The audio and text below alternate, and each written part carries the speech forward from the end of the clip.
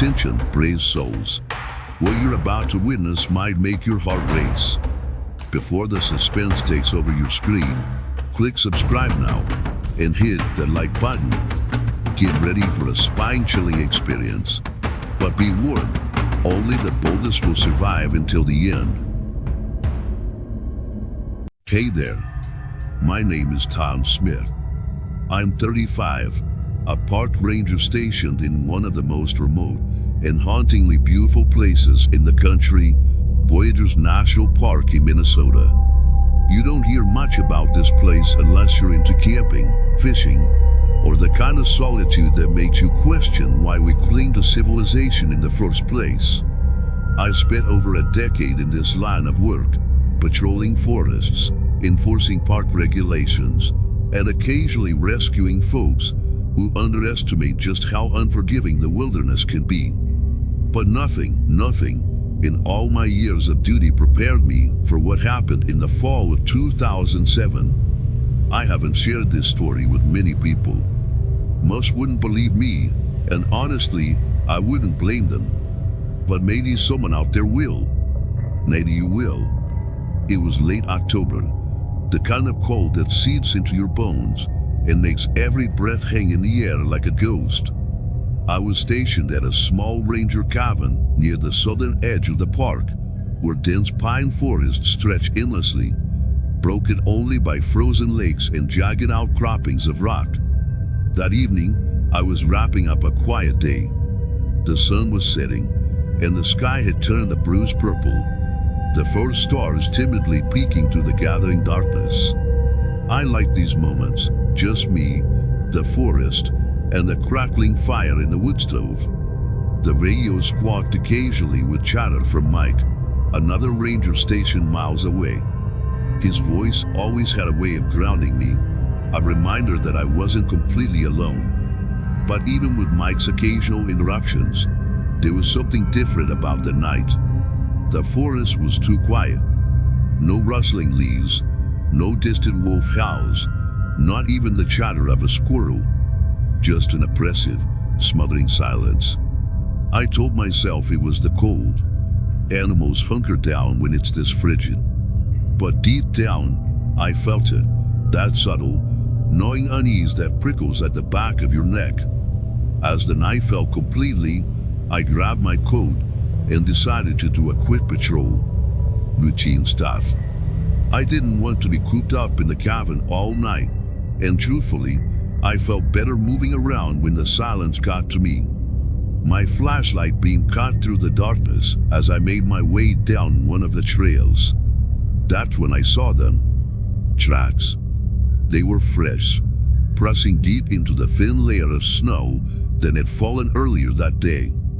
But these weren't deer tracks or the paw prints of a wolf.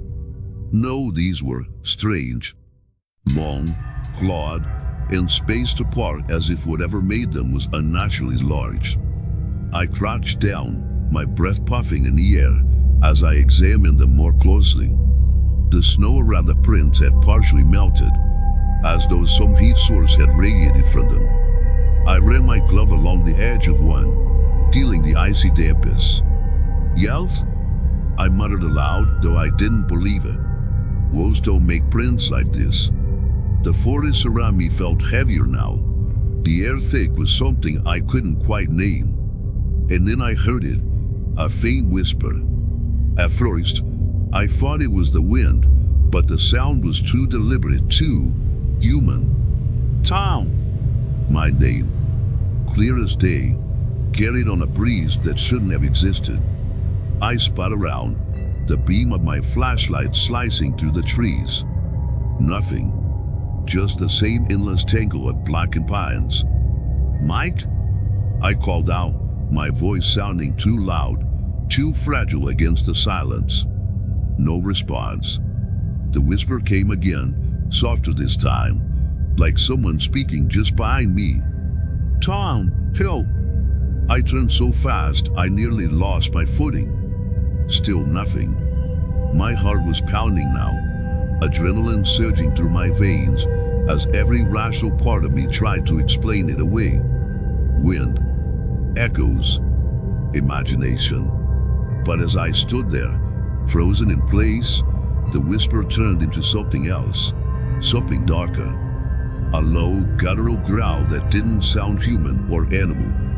It seemed to come from everywhere and nowhere all at once, wrapping around me like a noose. I don't remember running back to the cabin. All I know is that one moment I was standing there, staring into the abyss of the forest, and the next I was slamming the door behind me, bolting it shut with trembling hands. Inside, the silence was even worse. The kind that makes your ears strain, searching for a sound, any sound, just to prove you're not alone. And then, through the frosted window, I saw it. A shadow, gaunt and impossibly tall, standing just at the edge of the tree line. It didn't move, didn't approach, just stood there watching. I grabbed the radio, my fingers fumbling over the buttons. "Mikey there?" I whispered, trying to keep my voice steady. Static. "Mike?" I tried again, louder this time. More static. When I glanced back at the window, the shadow was gone. I don't think I slept at all that night. Now, you might think I was just jumpy, letting my imagination get the better of me. Maybe I was. But what happened the next night? That's when I stopped looking for rational explanations. And trust me, if you'd been there, you would have too.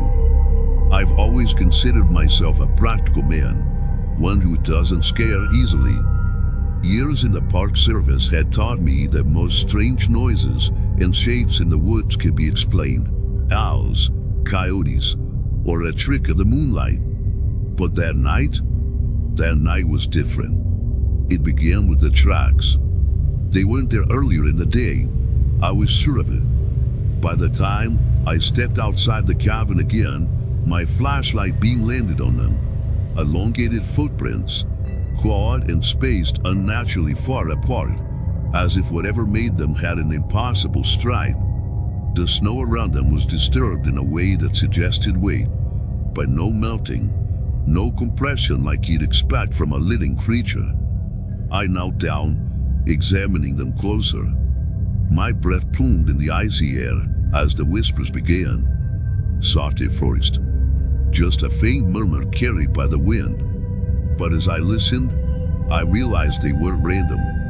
They were words. "Tom!" I froze. I swung my flashlight around, scanning the dense trees. Shadows leaped and danced, but there was nothing there. "Tom!" The whisper came again, this time clearer, closer. It wasn't Mike on the radio or some lost hiker. No, this voice was raspy, hollow, like it was being dragged from the throat of something long dead. I told myself it was the wind, my own tired mind playing tricks. I told myself a lot of things that night. I followed the tracks. I couldn't help it. There's a rule out here. Always investigate anomalies. Could be a lost animal, a poacher, something that needed intervention. But as I trudged deeper into the forest, the tracks seemed to change. They became more erratic, zigzagging as if whatever made them had been circling, watching. The further I went, the more wrong everything felt. The forest, usually alive with the sounds of nocturnal animals, was silent. My boots crunched against the snow, and every step felt deafening in the stillness. Then I saw it. At first, it was just a shape, a dark skeletal figure at the edge of my flashlight's range. Gaunt and impossibly tall, it stood motionless among the trees, its head caught to one side, as if studying me. "Who's there?" My voice came out steadier than I felt. It didn't move.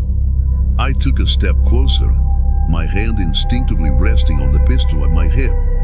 The figure leaned forward slightly, its head tilting further. Then, before I could take another breath, it was gone. Vanished. I should have gone back to the cabin. Every instinct screamed at me to retreat, to lock the door, and wait for dawn. but something pulled me forward, a mix of duty and an unsettling curiosity I couldn't explain. The whispers grew louder, echoing from every direction now. "You can't run, Tom. You're just like him." I stopped dead in my tracks. "What the hell are you talking about?" I shouted, my voice cracking.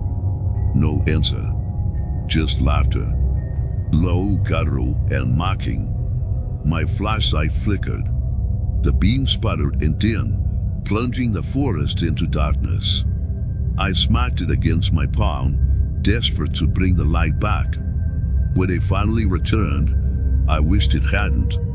The creature was inches from me now, its face illuminated in the weak glow. It wasn't human, hadn't been for a long time, if ever. Its hollow eyes seemed to bore into my soul, black pits radiating a malevolent hunger.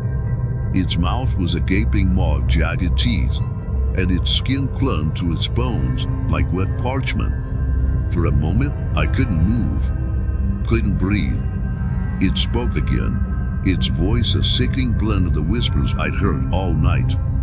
"Hunger never sleeps, Tom." I stumbled backward, tripping over a root and landing hard in the snow. The creature didn't chase me. It just stood there, watching, its head twitching like a predator savoring the fear of its prey. Instinct took over. I drew my pistol and fired. The sound of the shot echoed through the forest, but when I looked, the creature was gone again. No blood, no body, just the oppressive silence and the fading echoes of my own fear. I don't remember how I made it back to the cabin. My legs moved on their own, my mind racing with questions and half-formed thoughts. I bolted the door behind me, threw more wood on the fire, and sat with my back against the wall, gun in hand, waiting for whatever came next. The whispers didn't stop. "You'll never leave, Tom." I wanted to scream, to fight, to do anything to make it go away. But deep down, I knew the truth. The Wendigo wasn't just outside, stalking me. It was inside, clawing at something buried deep within me. A hunger, a guilt, a darkness I didn't want to acknowledge. And as the night stretched on, I realized the fight wasn't just for my life. It was for my soul. The cabin was no longer a sanctuary. It was a coffin. The walls creaked with the shifting night wind, though it felt heavier than air should ever be. I had bolted the door and stacked claws against it like a barricade, a futile gesture against the thing out there. It didn't need an invitation to enter. If it wanted me, it would take me. But still, I clung to the illusion of safety. I sat with my back against the far wall, the rifle trembling in my hands. My breath fogged in the icy air, every exhale a reminder of how alive I still was. I wanted to believe it was over, that I'd left the creature in the forest, but deep down, I knew it wasn't. The whispers had started again. At first, they were faint, like distant voices caught on the wind. But as the minutes dragged on, they grew louder, filling the cabin with a chilling clarity. "Tom!" It was my name, drawn out, slow, like a lover calling in the dark. I gritted my teeth, refusing to acknowledge it. I told myself it was the wind, just the wind. "You can't hide, Tom." My heart lurched. It sounded closer now, as if it were standing just outside the cabin walls. The voice wasn't human. It was layered, hollow and deep, yet raspy like dried leaves scraping against stone. Then came the scratching. It started on the far side of the cabin, just below the window. Slow, deliberate, claws dragging against the wooden planks, testing their strength. My pulse thundered in my ears as I aimed the rifle at the sound, hands shaking so violently that I almost dropped it. "Go away!" I shouted, my voice cracking in the oppressive silence. "Leave me alone!" For a moment, there was only silence, but it laughed. It was low and guttural, a sound that shouldn't exist in this world. It was the kind of laugh that dug under your skin, following you out from the inside. I clamped my hands over my ears, but it didn't matter. The sound wasn't outside anymore. It was a knee. "You're not so different, Tom." The words sliced through me, their meaning curling like smoke in my mind. I scrambled to my feet, pacing the small space like a caged animal. My head spun as I fought to block out its voice, but it only grew louder. "Hungry, just like me." I didn't realize I dropped the rifle until I heard it clatter to the floor. The weight of the creature's words pressed down on me, pulling me to my knees. It was burrowing into my thoughts, pulling at memories I tried to bury. My brother. His face surfaced in my mind, pale and lifeless, eyes staring into nothing. I hadn't been fast enough to save him that day, hadn't been strong enough to pull him from the icy river. I was the older brother. I should have been his protector. Instead, I'd let him die. The Wendigo knew. It saw the guilt, the festering wound inside me, and it fed on it. Suddenly, there was a loud bang against the door. I jolted upright, my heart slamming against my ribs. The logs I had stacked rattled with the force, and the door creaked as though the thing outside was testing its resolve. Another bang, and another. Then silence. I grabbed the rifle, backing away until I hit the opposite wall. My legs felt weak, my breath coming in shallow gasps. The air in the room had grown unbearably cold, my breath forming dense clouds that hung in front of me. "You can't fight where you are, Tom."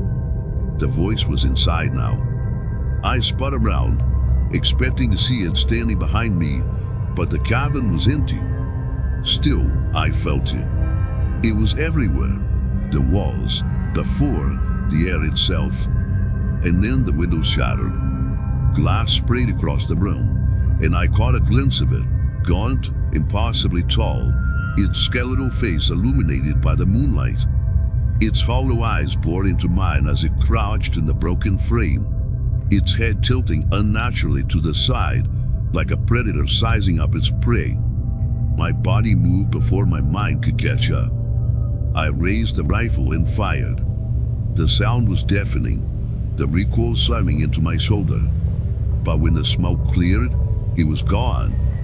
Not dead, just gone. The whispers faded, replaced by an oppressive silence that was almost worse.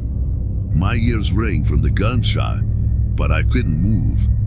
My body was frozen, every muscle locked in place as I stared at the shattered window. I waited like that until the first light of dawn bled through the trees.